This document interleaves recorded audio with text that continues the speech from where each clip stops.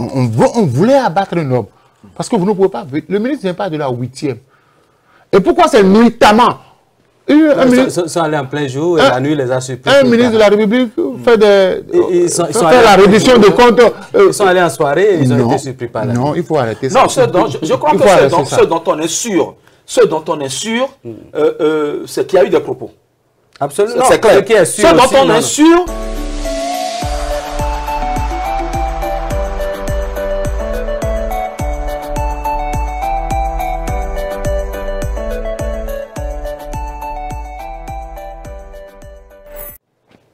C'est un plaisir toujours renouvelé de vous savoir nombreux à nous suivre sur Speedline TV. Mesdames et messieurs, bonsoir et bienvenue dans cette émission. Votre numéro de Free Speech de ce jour s'intéresse au dossier Apona. Quelle suite donc pour ce dossier? On se rappelle que des propos mal placés ont conduit donc à la révocation de ce ministre de son poste.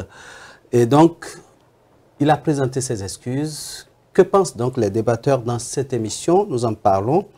L'autre chose, c'est que les tests de la CEDEAO stipulent que 6 mois avant les élections, il n'est plus possible pour un État de modifier les tests qui guident les élections. Nous sommes donc à quelques encablures de cette date butoir. Allons-nous assister à la révision du code électoral? Nous allons évoquer ce sujet dans ce numéro de votre émission Free Speech. Tout de suite, Landry Weton, bonjour. Bonjour Valentin Adibocha, bonjour Alphonse Moïsoulé, bonjour à tous ceux qui nous suivent sur la plateforme de Speedline TV. C'est un plaisir renouvelé et de venir chaque fois opiner sur les questions d'actualité. Dans les coulisses, vous avez quelques boutades ce matin? Oui, j'ai pris l'habitude de le faire, des cris de cœur. Et c'est très sérieux ce que je voudrais dire, Valentin Adibocha. C'est par rapport à des axes de circulation dans la ville de Cotonou et environ, surtout le tronçon plutôt qui quitte l'étoile rouge pour le carrefour Sika Toyota, à l'embranchement de la rue du restaurant Lapin, il y a un gros trou qui est là et qui n'est pas visible de loin. Et lorsque vous êtes sur le tronçon, que vous ne faites pas attention, voilà les dommages collatéraux. J'ai failli en faire les frais hier, mais d'autres sont tombés dans le piège. C'est un piège à hommes, et ce trou-là. Et l'autre tronçon, c'est en quittant le carrefour du stade de l'Amitié, en passant par la rue Pavée, qui passe devant Pantagruel, jusqu'au carrefour où les policiers stationnent souvent. Il y a aussi des pavés qui sont dégradés, et on a mis des pneus dans ces trous, je ne sais pas quel trou c'est, et voilà, les gens tombent sur ces pneus-là, tombent dans ces trous, c'est des blessés par ici, par là, et l'autre sens, là aussi, en quittant le carrefour Sika Toyota, pour le stade de l'Amitié, il y a des dallots qui ont été enlevés. Il n'y a pas la luminosité sur le tronçon, comme beaucoup d'autres axes d'ailleurs. Je ne sais pas pourquoi on ne regarde pas de ce côté-là. Et donc, lorsque vous avez une vue faible et que vous perdez la concentration sur le volant, tout de suite là, vous vous retrouvez dans le ravin. Je voudrais, du haut de ce plateau, demander à ceux qui sont responsables des infrastructures routières, le ministre conseiller Jacques Ayadi, le ministre Tonato et tout le reste, qu'on instruise les techniciens afin qu'on aille régler ces petits problèmes-là. C'est un peu partout, hein, même lorsque vous quittez et Calavi, vous allez vers Kassato, devant le bal Palmier Royaux, il y a encore des trous là. Ça là, ça je l'ai reçu. Et ça m'a fracassé le pied. Et je suis resté immobilisé pendant des semaines. Et je voudrais quand même qu'on fasse attention parce que tout le monde n'a pas la chance d'aller dans les hôpitaux pour se faire soigner. Voilà, donc cela interpelle le ministre conseiller Jacques Ayadi parce que c'est lui qui descend souvent sur les terrains. Voilà. On espère qu'il a entendu ce coup de gueule et qui donc va le prendre en compte pour le bonheur. C'est un coup de cœur, pas un coup de gueule. Non, c'est un coup de gueule. C'est un coup de gueule, j'ai pas de gueule. Non, mais non, c'est une façon de... Moi, je vais pousser un coup de gueule. Ok. À la suite de Landry, quand vous quittez Carrefour Sika Toyota en venant vers l'étoile rouge, ce qui se passe, ce n'est pas la peine. C'est-à-dire qu'il y a des trous, et quand vous ne le savez pas faire, celui qui est surpris par les trous, il risque de vous ramasser. Oui. Et donc, je voudrais qu'on puisse quand même arranger ça. C'est une grande voie. Oui. Même si arrivé au Carrefour là-bas, il faut prendre la voie qui mène à Saint-Rita et passer sur la terre jaune et aller vers Gonticon là-bas, ça pose un problème. Mais ce qui est plus dangereux, et ça je vais le dire, les camions de Portéo ne sont pas du bétail. Mais hier soir, alors que j'ai quitté la correction, je devais aller à Zobo. Mais il y a un qui était sur la voie qui nous pourchassait pratiquement, qui klaxonnait tout comme si nous étions obligés de lui céder la voie. Et il y avait des véhicules, il y avait des motos. Il a fait nous ramasser. Au-delà de ce carrefour, quand vous quittez Pota pour aller jusqu'à Sem, là, ils sont en train de faire leurs travaux. Mais là, c'est de la merde avec ces camions-là. Je voudrais que les ministres concernés puissent dire à ces chauffeurs-là de faire attention. Parce que c'est des voies de grande circulation. Vous savez, quand vous prenez le carrefour Pota jusqu'à Sommet, les soirs, les gens rentrent chez eux. À midi, les gens rentrent chez eux. Mais ces camions-là vous empêchent de circuler convenablement. Ils sont sur la voie. C'est vrai qu'ils sont en train de nous réaliser des routes, de belles routes. Mais ce n'est pas pour autant que nous devons devenir leurs victimes. Donc, je vois des gens qui sont volants. Et parfois, quand ils vous dépassent, celui qui est à côté de nos chauffeurs, il vous regarde, il irrite, comme si, bon, ces gens-là, je m'en fous d'eux, quoi. Donc, je voudrais que les consignes leur soient données. Il y a non seulement Portéo, mais il y a aussi Off-Mars. Ils font les mêmes choses sur les routes. Nos routes, c'est pas ça. Il faut qu'on nous respecte. On a besoin de routes, mais il ne faut pas nous tuer. Donc, je voudrais qu'on demande à ces chauffeurs-là d'être prudents et d'être courtois. Parce que quand ça va se passer, des vies humaines seront déjà parties, mais on va dire, ah, les excuses ne vont pas réveiller les cadavres. C'est clair, mais je crois, Valentin, pour peut-être clôturer ce sujet, il y a des... Non, allez-y. Oui, il y a des camions ont souvent des numéros qu'on laisse derrière ces camions-là pour de mauvaises conduites. Je sais qu'il y a d'autres structures qui le font. Que Portéo et Off-Mars fassent aussi la même chose pour qu'on puisse avoir ces numéros-là, à défaut de venir ici à Speedline, nous laisser un message pour qu'on puisse vulgariser cela et qu'on mette au moins ces numéros derrière ces camions afin qu'on puisse identifier, parce que hier vous auriez pu avoir un numéro derrière ce camion ou que celui qui conduit, s'il sait qu'il y a un numéro où on peut appeler pour se plaindre de sa conduite, parce que on peut l'identifier de telle heure à telle heure, celui qui a conduit tel camion à tel numéro a fait ceci, a fait ça. On doit pouvoir le verbaliser, tout au moins le verbaliser, parce que, comme vous l'avez dit, ne sont pas des détails. On va faire de très belles routes, mais il faudrait que nous soyons en vie pour pouvoir passer sur ces routes. Non, je pense que les responsables ont entendu. Hein, ces coups de gueule ne sont pas restés inaudibles. Hein, ça a été clairement entendu. On espère que des dispositions seront prises. Hein. Nous parlons pour la survie des Béninois. Il y a trop d'accidents ces derniers temps, trop d'accidents du fait de l'imprudence des conducteurs, justement, du fait, n'est-ce pas, de l'imprudence des motocyclistes, trop d'accidents du fait de la défectuosité des routes. Et il va falloir donc que tout soit fait pour que les choses soient mises en ordre. On sait que le gouvernement fait beaucoup de choses en matière de route, mais on aurait souhaité quand même que les choses se passent dans les règles de l'art pour que la population bénéficiaire puisse être vivante pour pouvoir en bénéficier. On va rentrer dans le vif du sujet. À Ponagate, il y a eu des présentations d'excuses. Erreur de communication, ça n'a pas raté. Landry Weton, on l'a évoqué et ça n'a pas raté. Oui, on l'a évoqué sur ce plateau, ça n'a pas loupé. Malheureusement, ça n'a pas loupé. Et moi, je me suis refusé. Hein. Je me suis dit, je n'allais plus opiner sur cette question. Mais vu les derniers développements, il me fallait quand même... parce que les deux acteurs qui sont en jeu, c'est encore des aînés à moi. Personnellement, c'est des aînés à moi. Quand je parle du ministre Akpona, Paulin Akpona Kinde, c'est quelqu'un que j'ai pratiqué ces derniers mois, ces dernières années, parce que étant de sa circonscription électorale, étant de Glazoué, originaire de Sokonta, qui est un arrondissement de Glazoué. Glazoué étant dans la 10e circonscription électorale, parce que dans cette circonscription, nous avions Glazoué, nous avions Savet et on a Ouessé, pour rappeler un peu à ceux qui nous suivent. Et le ministre Akpona est de Savet, donc il est de ma circonscription électorale. Nous avions eu à parler de beaucoup de choses politiquement parlant. Et lorsque je me suis retrouvé, j'ai retrouvé le personnage dans ce rôle que je ne lui connais pas du tout, moi j'ai été écœuré, je me suis dit, que diable allait-il faire dans cette galère? Qu'est-ce qui s'est réellement passé pour que l'aîné que je connais, pieux, comment dirais-je, discret dans ses actes soit obligé de se retrouver en porte-à-faux dans ce feuilleton ou dans cet épisode, parce que c'est un feuilleton hein, à plusieurs épisodes.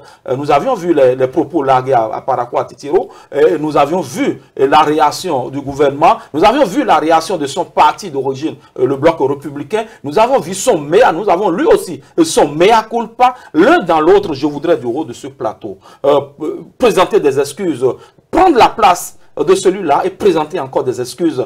Parce que celui à qui on a fait du tort, c'est aussi un aîné. Et pour ceux qui ne le savent peut-être pas, c'est quelqu'un, lorsque moi je suis rentré à l'université en 1998, c'est ceux qui nous ont tendu la main. Parce que je pratiquais une discipline, il pratiquait aussi une discipline, le volleyball, surtout pour ceux qui le connaissent. Moi j'étais au basketball. Et donc, écoutez, on a fait le même bureau. Samoa Dambi était un aîné avec qui j'ai fait le même bureau de l'ensemble sportif des étudiants pendant au moins 4 ans à l'université avant qu'il ne parte pour se chercher dans la vie active. C'est quelqu'un avec qui j'ai dormi. Il était un aîné, il dormait sur le lit. Écoutez, Moïse Alphonse Soudé connaît bien ce thème-là pour avoir fait aussi le circuit. Nous étions des Cambodgiens, comme on le dit. Et on était les plus jeunes, on dormait par terre et eux, les aînés, dormaient sur le lit parce que dans la cabine, il n'y avait pas beaucoup de lits et tout ça. Et donc, c'est quelqu'un que j'ai pratiqué. Le connaissant, le mayanim, connaissant son cœur, comment dirais-je, de bienfaiteur. Parce que lorsque nous avions des problèmes en sortant à l'université, c'est vers ceux-là que nous allons. Et lorsque nous faisons des voyages, il est prêt à te donner son ciel, même parce que tu es, même parce que, ou même si tu es moins jeune que lui. Plus jeune que lui. Plus jeune, oui, plus jeune que lui. Oui, c'est ça. Plus jeune que lui, merci bien, Valentin Adiboucha. Il te levait, il te cédait son siège. Et tu peux t'asseoir. Et si tu as un souci, il te demande, il y a un problème et tout. Et donc, moi, j'ai gardé cette image de l'homme. Et je voudrais. Et l'autre chose, c'est quelqu'un qui est. C'est un pratiquant de l'islam. C'est un peu pratiquant de l'islam. Je connais. Et lorsque nous parlons de l'islam, c'est les principes, c'est les préceptes de Allah. Entre guillemets, c'est le même Dieu que nous adorons. C'est le pardon. Dieu, Allah dit de pardonner. Et moi, je voudrais. Au nom de tous ces jeunes cadres de la 10e circonscription électorale, je voudrais du haut de ce plateau, et c'est tout ce que j'ai à dire, demander pardon au ministre Samoa Dambi pour le jeune frère que j'ai été pour lui à l'université, et le jeune frère que je suis pour Paulin Akpona. Je ne voudrais pas dire autre chose. Je ne voudrais pas savoir qu'est-ce qui s'est étalé, tout ce qui s'est passé avant qu'on en arrive là. Mais je voudrais, j'ai été peut-être long, mais vous le permettez parce que je sais que vous avez aussi un cœur bon et que vous aimez le pardon. Permettez-moi de dire au ministre Samoa Dambi de pardonner. Qu'il laisse tomber parce que on dit souvent un mauvais règlement à l'amiable vaut mieux qu'un bon procès. Et donc, parce qu'il y a une citation directe déjà dans le circuit, lorsqu'on se retrouvera au tribunal, que dira le ministre Akpona autre chose que ce qu'il a dit? Et parce qu'il est allé jusqu'à dire, dans une position de genuflexion, je demande pardon. Je crois que l'homme a dit tout ce qu'il pouvait dire. Il a commis une erreur. On ne va pas jeter l'eau du bain avec le bébé. Voilà, aujourd'hui on a vu un Landry qui n'est pas journaliste, hein, médiateur de la République. Non, pas médiateur, je suis un jeune frère qui demande pardon. Je voudrais dire à Landry, oui. On nous a appris depuis un certain temps dans ce pays-là, le Bénin, qu'on ne fait pas la politique avec le cœur. On nous a appris depuis un certain temps qu'on ne fait pas la politique avec le cœur. Vous faites la politique avec le cœur, on vous écrase. Et la Bible a dit, avant de parler, il faut tourner 7 fois sa langue dans sa bouche. Parce que la parole est une bombe qui ne revient jamais à son point de départ. OK? Donc je dis, le ministre, moi, parfois je suis fier de ma position. Parce que j'en ai parlé sur une chaîne, à peine je suis sorti du studio, que des gens m'ont appelé et m'ont insulté. Parce que j'ai demandé que le ministre soit déchargé de ses responsabilités. Moi, je suis un analyste et j'observe tout ce qui se passe. Vous voyez, le ministre Akpona, dans sa déclaration, je dis et je répète, a fait échouer tout le système de contrôle financier mis en place par le président Patrice Talon. Parce que quand vous dites que c'est depuis 2016, les gens siphonnent, ça veut dire que depuis 2016, on a su. Il y a des trous qui il y a des trous et qu'on n'a pas identifiés. On s'est tué. Donc c'est pourquoi, malgré tout le système de contrôle. C'est pourquoi on a dit qu'il faut qu'il apporte les preuves formelles de ce qu'il a dit. Deuxième chose, est-ce qu'il est allé là-bas en tant que ministre ou bien en tant qu'homme de... Parce qu'ils étaient tous coiffés en tant que partisans. Et je dis une seule chose. Samoa Dambi est un homme politique. qui a des ambitions politiques. Mais Moïse, n'oubliez pas celui qui est derrière, Rachidi Badamassi. Notez, moi, je parle d'abord de Sam Adambi. Le ministre Sam Adambi, il a des ambitions politiques. Et il n'accepterait pas que quelque élément, qui que soit, vienne entacher sa réputation. Vous savez très bien qu'en octobre prochain, on doit déposer la liste des duos. Et vous savez qu'en novembre prochain, on doit déposer la liste des candidats à la députation et aux élections municipales. Donc, il ne veut pas que son nom soit entaché, qu'on lit son nom à quoi que ce soit. Je dis, les excuses du ministre Akpona n'absolvent pas sa déclaration. Il a dit. Et vous avez constaté que depuis qu'il a dit, nos amis les démocrates ont déjà récupéré. Et beaucoup disent, ça veut dire que s'il a parlé, il est au courant d'un certain nombre d'informations. Parce qu'il est venu il n'y a pas longtemps. Et j'avais dit sur un plateau, mais en tant que ministre, dès que vous allez sur le terrain, vous faites des constats, vous adressez une fiche acquis de droit. Et qu'est-ce qui s'est passé pour que le ministre... Parce que, n'oublions pas, hein, Sam Adambi, un monsieur que je connais, que je respecte bien, que j'ai eu à rencontrer, on a échangé, il est de la 8e. C'est constitution électorale. Et aux dernières élections législatives, il a été élu. Badamassi n'a pas été élu. Bien sûr. Et tout le monde connaît la guéguerre qui est entre les deux là. Et vous avez vu, le ministre conseiller, il est conseiller à la sécurité. Il n'est pas conseiller à l'énergie. Il vient livrer il n'est pas conseiller à l'énergie, il est conseiller à la sécurité. Qu'est-ce qu'il vient faire à côté du ministre? Et qu'est-ce qui se félicite tant? Mais il a dit qu'il a promis aux populations d'amener le ministre. Non, il a promis aux populations. Vous savez, quand on a dit que le BR va instruire le ministre, le BR ne dirige pas le gouvernement.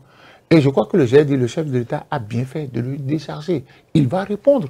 Parce que c'est trop facile de demander pardon. Ça va arriver. Vous savez, quand vous dites des choses comme ça, alors que le président de la République mène une lutte acharnée contre la corruption, contre la prévarication des biens, contre la dilapidation des biens, et que vous venez dire que depuis contre 2016, la politisation de l'administration. Contre la politisation de l'administration. Où est-ce que ça a donné? Vous allez à une sortie en tant que ministre de la République et vous avez des casquettes. Vous avez des casquettes du BR, vous allez avec vos partisans et vous attaquez. Parce que, écoutez, de 2016 à 2025, il y a combien de ministres de l'énergie? Il y a Jean-Claude Goussou-Dona, après il y a eu Sam Adambi. Et Sambi Adambi n'avait pas tout le portefeuille, ça a été divisé entre-temps. Donc, ça implique que d'autres personnes ont touché, ont fait yo-yo avec l'argent du contribuable béninois. Et celui qui a dit ça... ça a été dit. Celui qui a dit ça, vous savez, les Béninois ont commencé par douter déjà de la lutte contre la corruption. Et en mettant au clair cette affaire, on saura, est-ce que c'est le gouvernement qui, pendant longtemps, nous a cassé des informations, ou bien est-ce que c'est le ministre? Les excuses ne changent rien. La déclaration est déjà partie. Donc, il faut aujourd'hui que chacun puisse répondre de ces actes. Ce n'est pas seulement les citoyens. Quand les citoyens disent ce qu'ils ne disent pas sur les réseaux sociaux, on les retrouve à la criette, on les retrouve devant les tribunaux pour qu'ils aillent apporter la preuve de ce qu'ils ont dit. Si le ministre a parlé, les excuses, écoutez, ce sont des excuses plates. Je suis convaincu que le ministre ne s'est pas levé de lui-même pour présenter les excuses. Il y a eu des embranchements politiques. On va dire non, peut-être qu'il va être positionné à la 10e sur les listes législatives municipales. On dit il faut demander. Écoutez, il a demandé pardon au BR. Des gens n'ont pas fait plus que ça. Parce que le ministre Sam Adambi, il faut le rappeler, n'a pas été sorti du gouvernement pour détournement de fonds.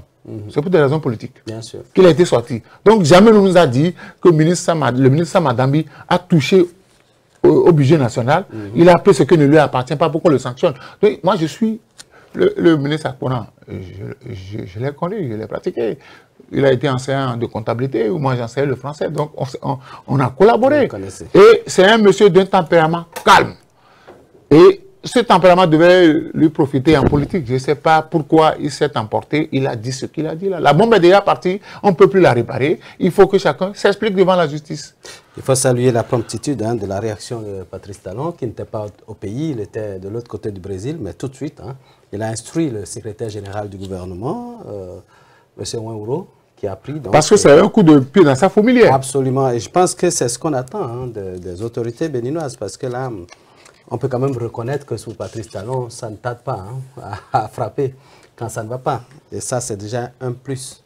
Je pense que ça va donner des leçons aux autres membres du gouvernement. Dans vos sorties, dans vos tournées, tournez cette fois la langue avant de poser une action, avant de poser un mot, parce que si vous posez mal le mot, vous comprenez ce qui se passe à la suite. Donc, Landry Ouetton, nous sommes de cœur avec vous hein, pour votre frère. Non, je ne sais pas si vous avez clôturé ce débat. Non. Si le débat, parce que c'est vous qui avez la police. Non, vous pouvez toujours parler, il n'y a pas de souci. Non, ce n'est pas... Je ne suis pas venu ici pour... jouer à l'avocat défenseur de Akpona. Non, vous avez compris. Je suis venu plaider. J'ai dit, je suis venu plaider.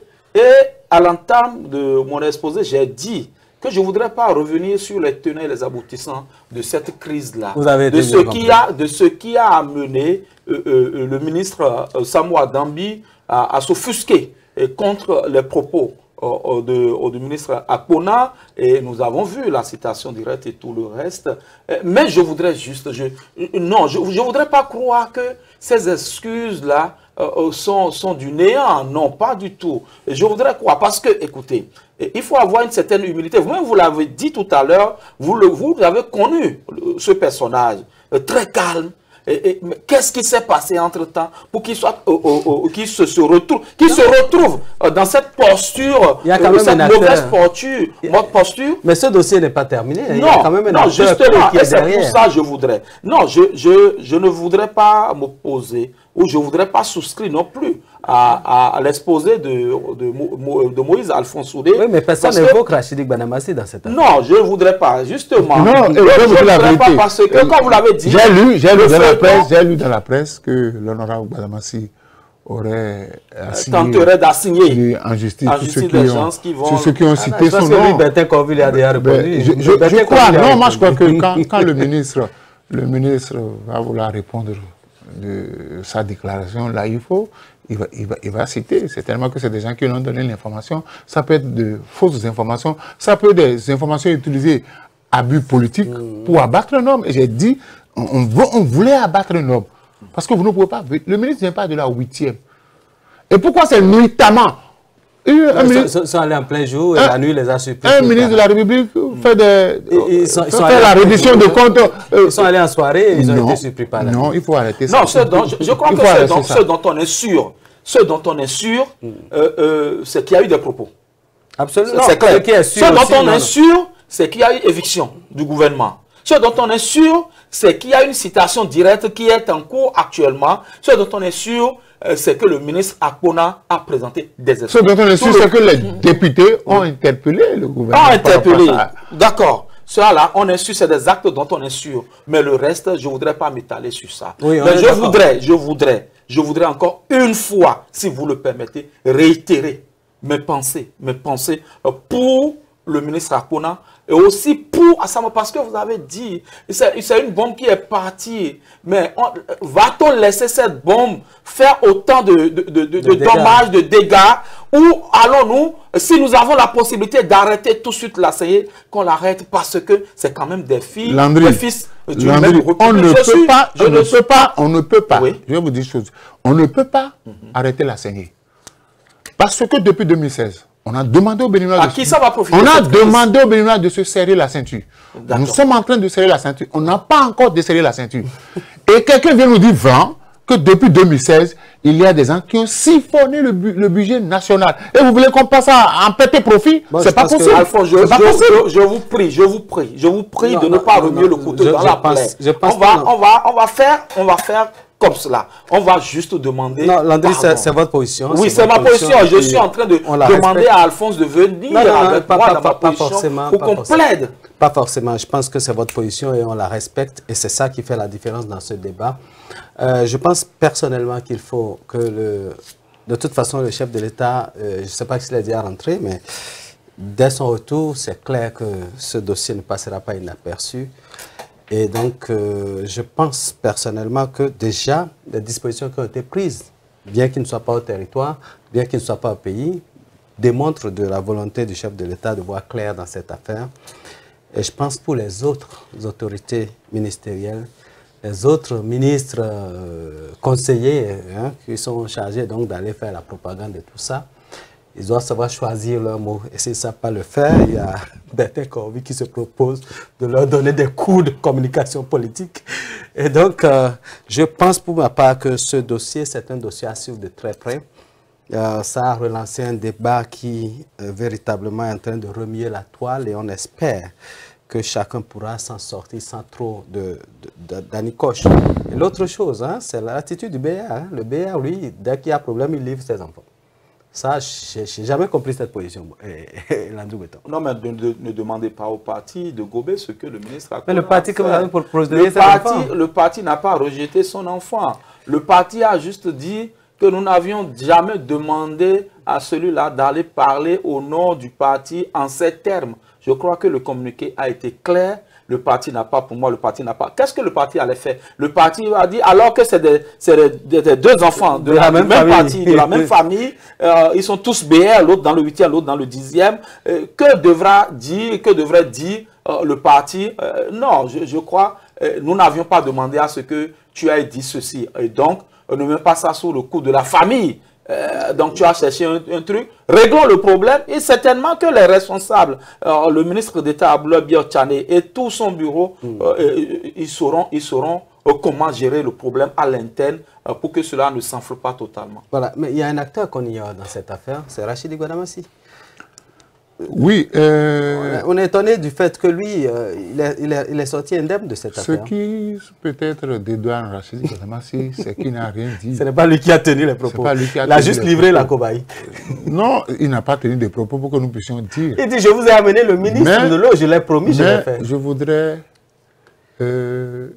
bien que l'honorable, le ministre conseiller, coordonnateur, puisse parler. Parce que c'est lui, depuis un certain temps, nous voyons sur TikTok, qui ramène les vieux dossiers de corruption. C'est lui qui explique comment on a dilapidé les fonds de la République. Je voudrais bien qu'il Sur TikTok. Sur TikTok. Sur TikTok, il a des séries d'éléments qui passent sur TikTok, signés de son nom. Et je voudrais bien qu'il se prononce sur ce que le ministre Akpona a dit et qu'il vienne nous expliquer qu'est-ce qu'on n'entend pas siphonnat du budget national depuis 2016. Encore qu'il est expert en communication politique. Et qu'il vienne peut-être nous expliquer que les éléments de langage utilisés par le ministre ne sont pas les bons. Parce que, vous savez, nous sommes dans un village dangereux. Absolument. Sur le plan politique. Et je suis d'accord avec le BR. Le BR a dit non. On ne t'a pas mandaté pour que tu ailles dire ça. Le BN ne peut pas faire autrement. Un parti politique organisé prend ses responsabilités. Je pense que nous allons inviter Rachidi Gwadamassi ici sur notre plateau pour l'écouter, pour entendre son avis sur tout ce qui s'est passé. Parce que là, quand vous regardez un peu le montage de la tournée, on l'a toujours vu chuchoter quelque chose à l'oreille du ministre Akpona. Tout le temps, il a passé tout son temps avant que l'autre ne prenne la parole à chuchoter quelque chose dans les oreilles. Que l'a-t-il dit en son temps? Pourquoi le monsieur est sorti totalement de son gond? Il n'y a que Rachidi Gwadamassi pour mieux l'expliquer. Le code électoral sera-t-il relu ou pas? Nous approchons dangereusement la date butoir. Nous sommes à quelques encablures des 6 mois prévus par les textes de la CEDEAO.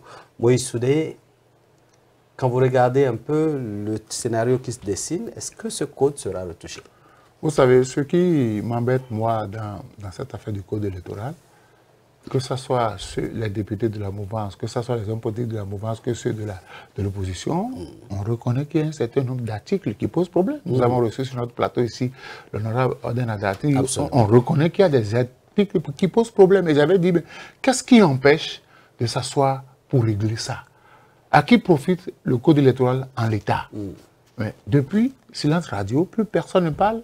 Et ça veut dire que nous allons vers la date échue. Et quand la date sera là, on ne pourra plus toucher au code. On sera obligé d'aller aux élections avec ce code-là. Et les difficultés déjà évoquées au niveau des procès-verbaux, au niveau d'un certain nombre d'éléments, comment va-t-on gérer cette difficulté-là? Moi, j'attends, j'ai le regard tourné vers l'Assemblée nationale. Mais maintenant, le chef de l'État avait déjà dit, il a été clair, il a dit, on ne touchera pas au code électoral. Peut-être qu'il peut revenir sur sa décision. Ok, s'il revient sur sa décision, ça ferait du bien pour tout le peuple. Parce que un texte qui a été voté, qui a été étudié, qui a été pratiqué, et que dans la pratique de ces tests-là, nous avons vu qu'il y a des anicroches, il y a des handicaps qu'il faut corriger. Qu'est-ce qui nous empêche de nous asseoir? Si tant est que nous aimons tous le peuple béninois, si tant est que nous voulons que tout se passe dans la paix, dans l'harmonie, dans la concorde, asseyons-nous que les députés, les 109 députés se retrouvent au Parlement.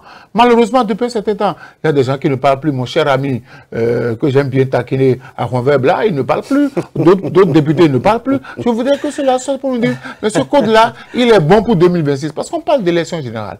Et vous savez, il y a... ne parle pas, mais il y a d'autres de l'UPR qui ont parlé. Non, il y a des gens dans le vote de ce code-là qui ont parlé. Qui ont été très actifs. Qui ont été très actifs. Et je voudrais que ces gens-là reviennent encore sur le plateau, nous dire que bon, on a expérimenté le code, on a vu qu'il est bon et qu'on va tirer les leçons. Mais faire le blackout sur ce code-là, bon, on observe. Peut-être que c'est une discipline du groupe. On va essayer de contacter l'honorable Ronverbe, on a son contact. On va essayer d'entrer en liaison avec lui pour voir si, entre-temps, il a une autre lecture de ce code-là. Mais pour la plupart des députés de la mouvance présidentielle, c'est que ce code est bon. André Breton, est-ce qu'il va falloir toucher à ça ou... tel que les choses se passent, c'est presque certain qu'on va en D'autant que nous sommes tous ici sur ce plateau, nous n'avions pas cette prérogative de toucher au code électoral. Il y a des gens qui ont été mandatés pour cela, c'est des élus de la République, ils sont 109 à l'Assemblée nationale. Mais sur la question, je crois que nous avons retourné cette question à l'endroit et à l'envers pour comprendre un peu les tenants et les aboutissants de cet inactivisme ou de cette inactivité au niveau pour la relecture de ce code électoral. Et je me suis toujours posé une question. Ce code, le code que nous avions là, et qui doit peut-être servir pour les élections générales de 2026, ce code est-il une émanation d'une proposition de loi du gouvernement ou un projet de loi des députés pour qu'on soit obligé de nous ressasser tout le temps que le président de la République a dit qu'on ne retouche pas au code. Ce n'est pas le président de la République qui a voté même s'il l'a promulgué, ce n'est pas lui. Il y a des gens qui sont mandatés pour légiférer dans la République, c'est encore eux. C'est vers eux que nous devrons nous tourner. Et je voudrais qu'on laisse le chef de l'État. Il est le chef d'orchestre. Il est le chef d'orchestre, mais ce n'est pas lui qui légifère. Il a donné son avis. Il a donné et vous savez qu'il contrôle bel et bien son système. Des avis que nous donnons aussi ici.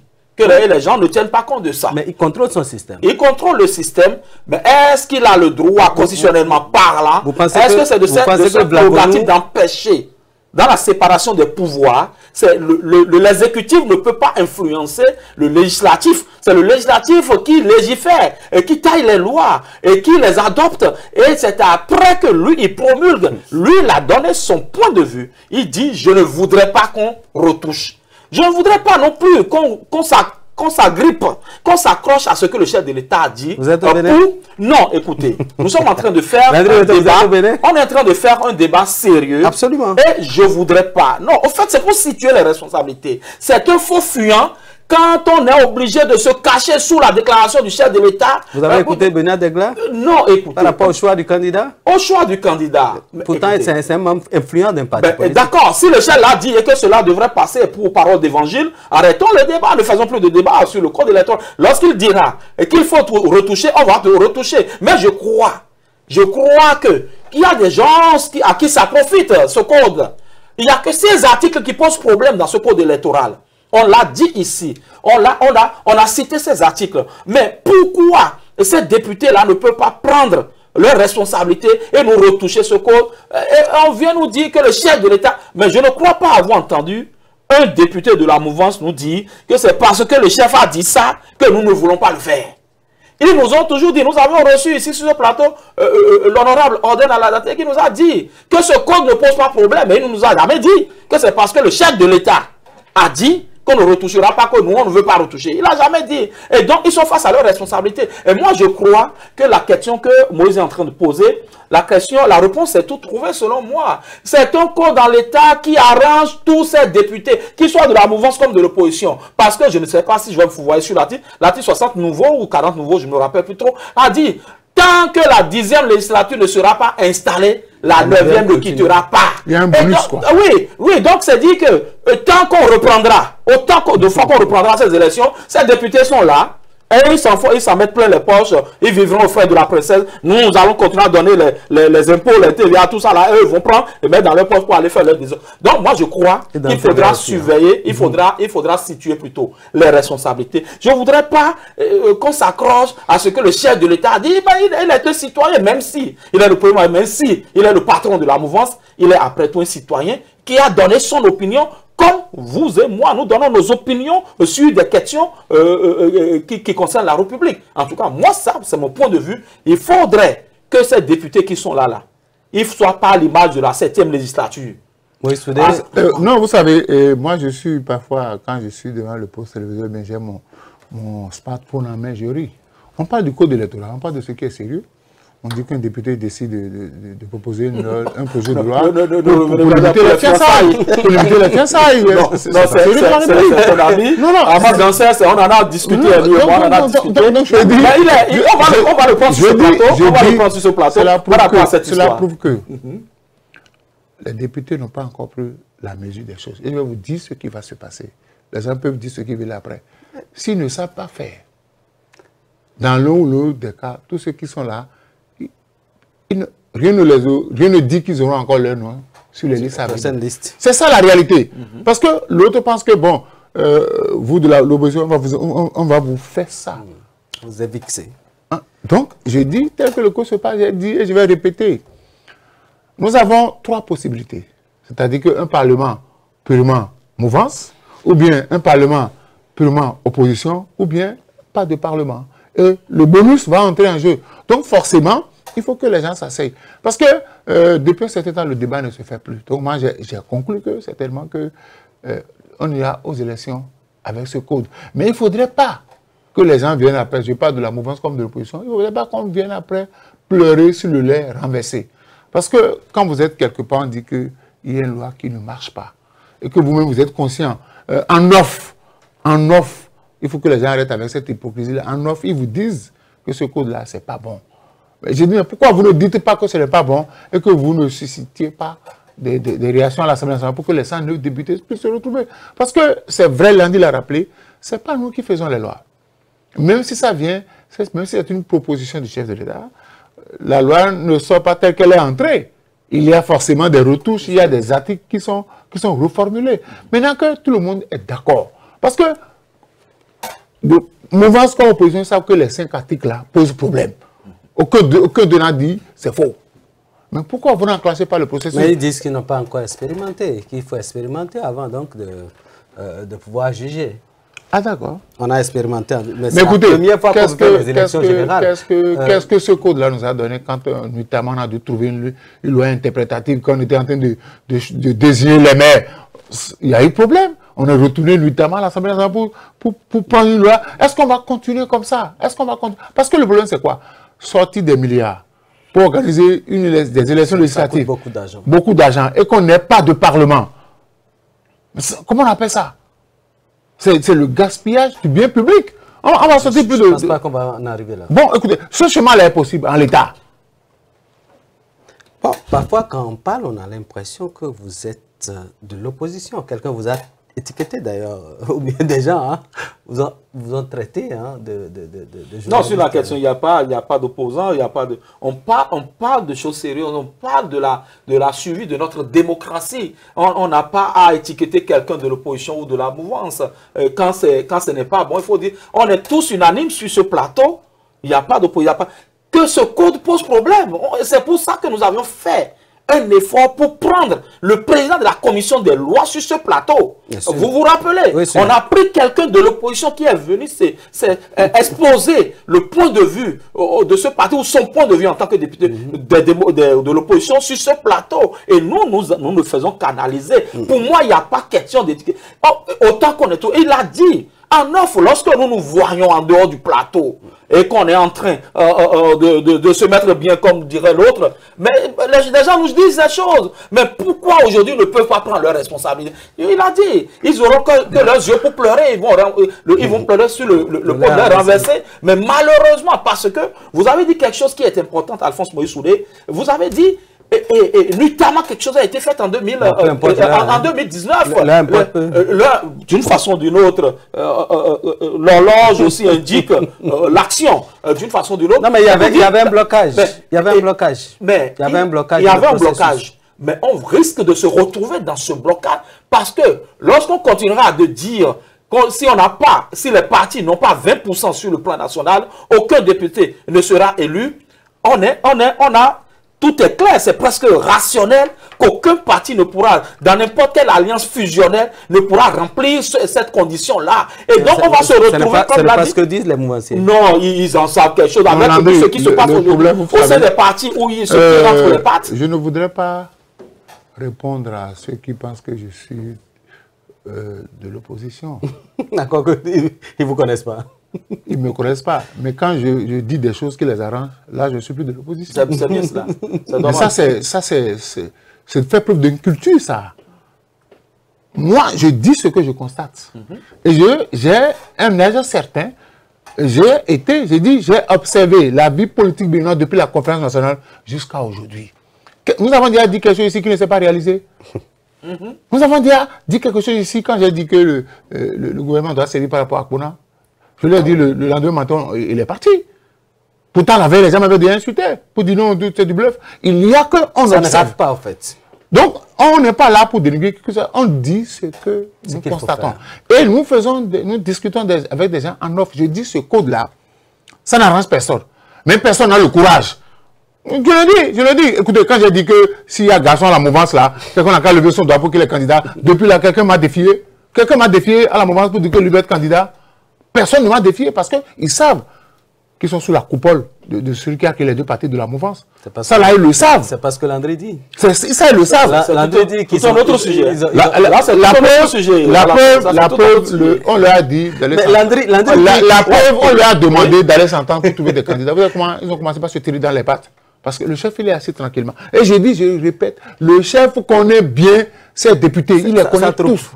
Autrement dit, si le chef dit aujourd'hui, bon, je vous laisse la main d'aller choisir vos candidats, il y a problème. Ils ont commencé par se tirer dans les pattes déjà, non? Vous avez vu le PR? Le PR a commencé, on croit que c'était le calme au niveau du PR, et voilà, le ministre sort et jette l'eau avec l'enfant. Est-ce que ça c'est pas un phénomène isolé? Ce n'est pas un phénomène isolé. Ce n'est pas un phénomène isolé. Et vous pensez que Rachid Gbadamassi a des ambitions? Celui qu'on a, je ne parle pas de Rachid Gbadamassi. Oui, parce qu'ils étaient ensemble dans cette Celui dont on a parlé s'appelle Sam Adambi.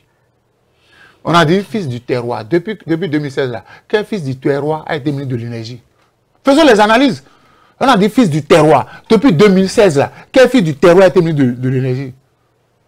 Jean-Claude Rousseau n'est pas de... En réalité, les deux n'ont pas intérêt à se tirer dans les pattes. Parce que l'un des ambitions, l'autre constitue peut-être un handicap pour quelqu'un. Il faut que je l'élimine et que je fasse des déclarations pour le déstabiliser.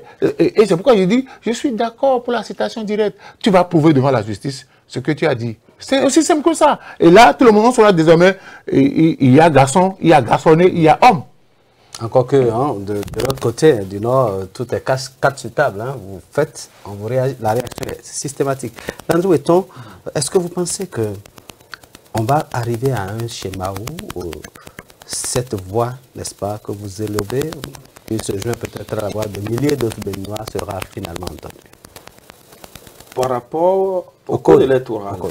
Non, je crois que j'ai été suffisamment clair sur la question et je rebondis sur ce que Alphonse Moïse l'a dit. Lorsque sur ce plateau nous évoquons des sujets, nous évoquons de par nos opinions, nous éclairons ceux qui nous suivent. Il y en a, il y a ceux qui ne sont pas d'accord, il y a ceux qui sont d'accord. C'est tout à fait normal. Avec la maladresse, avec la courtoisie et tout, nous prenons ça comme ça parce que c'est notre métier, d'une façon ou de l'autre. Maintenant, par rapport à ce code, il n'y a que ceux qui ne comprennent pas ou ceux qui n'ont jamais lu ce code et qui n'ont jamais fait un débat sérieux sur ce code qui pourront vous dire qu'ils sont totalement d'accord avec cela. Non, je crois qu'il faudra situer, je le dis encore, qu'il soit situé les responsabilités. Et ce n'est pas une question de chef de l'État. Alphonse l'a dit, peut-être que lui, il est dans le secret des dieux. Moi, je ne sais pas si le chef de l'État a si tant d'emprise sur ces gens-là pour les empêcher de relire ce code-là. Est-ce que la parole du chef de l'État, c'est ça qui bloque, qui gangrène la machine? Je n'en sais rien du tout, mais j'ose croire que devant l'histoire, ce n'est pas le chef de l'État qui répondra de ce code-là, même si il a joué une partition, la grosse manche a été joué et par ces députés et qui ont légiféré. C'est un projet de loi qui est passé par la commission des lois, une plénière, on a délibéré et puis après le chef de l'État a pris acte en promulguant. Et donc si les députés décident de se saisir à nouveau de ce code pour qu'on arrête avec ce débat qui pour moi commence par être, excusez-moi, nauséeux, rebabatif, il faudra qu'on situe les responsabilités et c'est ce que nous sommes en train de faire sur ce plateau. Maintenant, par rapport à ça, il a dit 3 options, mais pour moi l'option qui est la plus plausible, l'option qui est la plus plausible selon moi, c'est cette option de loi complétive interprétative. Malheureusement, si on se retrouve dans ce schéma, comme vous l'avez dit, aucun d'eux n'est sûr. Aucun d'eux n'est sûr de revenir parce que là, quand on se retrouve dans ce schéma, ah ben écoutez, c'est une équation à 1000 inconnus, on ne sait pas qui sort du jeu, qui rentre. Bref, pour qu'on n'en arrive pas là, que ces députés-là prennent conscience que l'enjeu est à leur niveau, que c'est eux qui sont sur la sellette et que s'ils ne le font pas, ils n'auront que leurs yeux pour pleurer. Vous savez, il y a que quand vous êtes quelque part et que tout le monde dise, Landry, ce que tu dis là, ce n'est pas bon, vous entrez en vous-même. Ce code-là, moi je ne suis pas de l'Église catholique, mais j'ai lu le travail scientifique fait par l'aumônerie des cadres. Et j'ai vu des hommes politiques, j'ai vu des représentants de toutes les autres confessions assister. Et même la société civile. Assister au travail qui a été fait, chacun a dit. Et si des gens ont fait le travail, on ne demande pas forcément, mais nous sommes en train de plaider pour que ce code-là, parce que les lois interprétatives, c'est toujours en défaveur de quelqu'un. Ouais. C'est toujours en défaveur de quelqu'un. Donc, il ne faut pas qu'on vous paye avec l'argent du contribuable béninois et que vous puissiez élaborer des lois où on vous demande ces lois-là posent problème. Les religieux l'ont dit, tout le monde l'a dit. Maintenant, si les gens pensent que bon, c'est parce que tant pis, parce que le drame est qu'on a accusé l'Église catholique de soutenir l'opposition. Est-ce que parce qu'on dit de bonnes choses, forcément on est de l'opposition? Il faut écouter, même quand votre enfant vous parle à la maison, ce n'est pas parce qu'il est votre enfant qu'il ne peut pas dire la vérité. Donc je dis, surtout quand il a un certain âge. Si les gens décident de ne pas toucher au code, je dis et je répète, ils n'auront leurs yeux que pour pleurer. Alors, on n'a jamais expérimenté ce code, hein, ça fait partie des arguments avancés par certains. On n'a jamais encore expérimenté une élection générale. Et pourquoi déjà on pense tirer des conclusions comme quoi le lait qui a été attendu est un lait caillé? Ça me fait rire. Ça me fait rire quand on me dit qu'il faut implémenter ce code avant de tirer de grandes conclusions. Lorsque vous devez vous mettre en route et que vous savez que vous n'avez pas, comment dirais-je, de nul à moteur dans votre véhicule et que vous décidez malgré cela d'emprunter, de prendre le chemin, vous êtes conscient que vous allez couler le moteur. Mais lorsque on est tous d'accord que le train de ce code-là que nous voulons prendre n'est pas un train qui va nous amener à bon port, ne faut-il pas déjà régler les problèmes que nous avons là et implémenter? Tout le monde dit que ce n'est pas bon. On dit qu'il faut partir d'abord avec. Mais ça n'a pas de sens, ce n'est pas rationnel ce qu'on est en train de dire là. Ce n'est pas rationnel. On sait qu'il y a un problème. Réglons le problème. Avançons. Personne n'a dit de rejeter totalement le code. Et même tous les acteurs politiques qui sont passés sur ce plateau l'ont dit. On n'a pas dit de rejeter totalement le code. Mais il y a des articles qui posent problème. Notamment 6 articles posent problème dans ce code-là. Pourquoi ne peuvent-ils pas s'asseoir régler le problème avant de nous embarquer dans de l'incertitude? Dans une aventure. Non, dans de l'incertitude. Parce qu'avec ce code, nous ne sommes pas des oiseaux de mauvaise aiguë ici. Non, pas du tout. Et comme le dit, l'homme prudent voit le mal de loin. On voudrait qu'on arrête avec ça. Comme ça, c'est qu'on discute, on a encore la possibilité, on a encore un mois. Parce que lorsqu'on passera le cap de juillet et qu'on va rentrer en août, il y a les dispositions de la CEDEAO qui nous obligent à ne pas retoucher à ce code-là.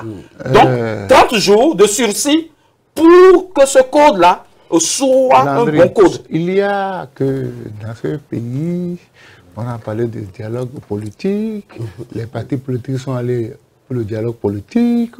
Au lendemain de ce dialogue-là, on s'est basé sur les conclusions pour procéder aux révisions de la Constitution. Moi, rien ne... Ce schéma-là est encore possible, puisque si jusqu'à fin juillet, on ne touche pas au code, les négociations, autres négociations peuvent s'ouvrir à partir de novembre. On va dire, bon, si c'est ça, tous les partis politiques vont se réunir en dialogue politique et à la fin, et vous allez voir, quand on va faire ce dialogue politique-là, non seulement on va toucher au code, mais on finira par toucher aussi à la Constitution. Parce qu'il y a des éléments de la Constitution qui posent problème. Donc je dis, tu me demandes, je te donne, c'est-à-dire c'est un échange. Ce que tu veux, je te le donne, mais ce que je réclame aussi, tu me le donnes. Donc, il y a encore cette possibilité-là d'organiser un dialogue politique, d'inviter tous les partis politiques et de dire les conclusions. Parce que c'est comme ça qu'on est parti pour réviser la Constitution la dernière fois. Donc, je crois que tout est possible. Tout est possible, mais nous sommes des éveilleurs de conscience. Nous aurons toujours l'opportunité de dire ce que nous pensons. Si les gens nous écoutent, tant mieux. Si les gens pensent qu'il faut nous vilipender, ça fait le. Il faut que les gens s'arrêtent de jouer avec nos nerfs. Voilà, faites votre mot de fin en même temps. Moi, je crois que le Bénin appartient à tous les Béninois. Et je voudrais rapidement m'adresser aux parents. Les enfants sont en vacances. C'est pas parce que les enfants sont en vacances qu'il faut les laisser tout faire. Il faut que les parents soient encore plus regardants sur ce qui se passe dans leur maison. Et il faut que les parents, quand ils envoient leurs enfants quelque part en vacances, qu'ils soient regardants pour ce qui se passe. Parce que c'est la période où les enfants apprennent de mauvaises habitudes. Et quand ils commencent la rentrée, ils viennent développer ces habitudes-là à l'école. Et quand vous demandez à un parent, mais ton fils a fait tant, il va dire non, mon fils ne peut jamais faire ça. Donc il faut savoir là où envoyer ses enfants en vacances. Il faut savoir ce qu'il faut leur donner l'autorisation de pratiquer pendant les vacances. Parce qu'ils ne sont pas tout le temps là. Il y a des comportements déviants qui prennent de l'espace et il faut faire attention pour qu'en voulant aider les enfants à mieux se reposer, ils ne les écartent pas du bon chemin. Ils n'avaient pas s'attirer la foudre, parce que là, les viols et autres, ça se multiplie tellement, surtout dans la commune d'Abomey-Calavi, vous y êtes. Oui, je suis dans la commune d'Abomey-Calavi et c'est la cité dortoir. Il faut faire attention. Il y a plus d'hommes et de femmes qui vivent de ce côté-là. Je voudrais aussi dire, nous sommes pendant les vacances, mais ce n'est pas une question de vacances.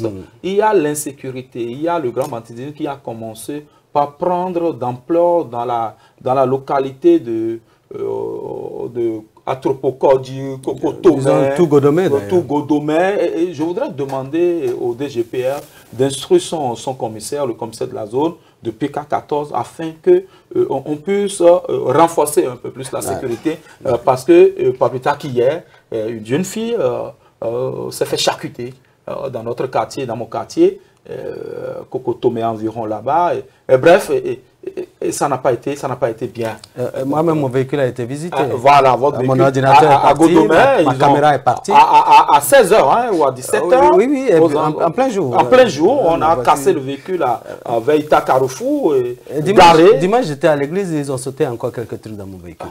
Ça, c'est pas normal. Donc, je crois que, et lorsqu'on parle de l'insécurité comme ça, de ces choses-là, c'est pendant les vacances que des jeunes garçons apprennent ces types copient ce type de comportement, le sexe par ici qui est à volo, la drogue qui est par là et tout le reste. Donc je crois que, comme l'a dit Moïse, que les parents aient un regard sur les enfants, ne pas les laisser sortir n'importe comment, parce que les vacances c'est aussi pour se reposer et reprendre peut-être en septembre avec des batteries bien rechargées. Voilà, le DGPR a entendu certainement, les parents aussi, mais ce n'est pas une raison pour ne pas envoyer les enfants en vacances, soyons juste vigilants.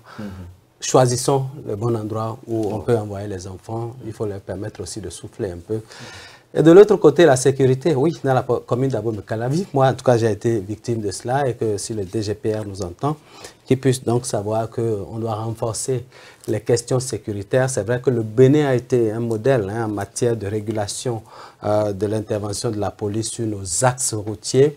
On veut aussi qu'il soit un modèle en matière de sécurité dans les artères, la sécurité de proximité. On veut garer nos véhicules, aller manger, prendre un pot et revenir tranquillement, sans être visité par les individus sans foi ni loi. De toute façon, moi j'ai porté plainte au niveau du commissariat de Godomé, dans l'espoir que ce délinquant soit retrouvé et que mon ordinateur me revienne sain et sauf. J'espère que nous n'avons pas pu satisfaire tous les goûts, mais que l'analyse que nous avons faite a permis à certains de tirer leur épingle de jeu. Mesdames et messieurs, merci pour votre attention. Gardez votre position d'écoute car le meilleur reste à venir. D'ici là, portez-vous bien.